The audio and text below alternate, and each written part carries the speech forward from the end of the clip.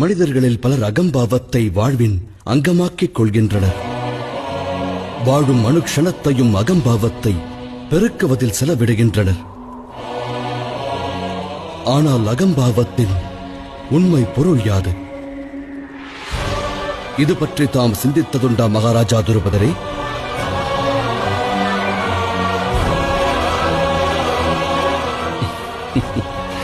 இல்லை. அது குறித்து சிந்தித்திருந்தால் ஒரு சத்தியம் தமக்கு விளங்கியிருக்கும். அகம்பாவம் கொண்ட மனம் அடுத்தவர் மரியாதையை எதிர்பார்த்திருக்கும்.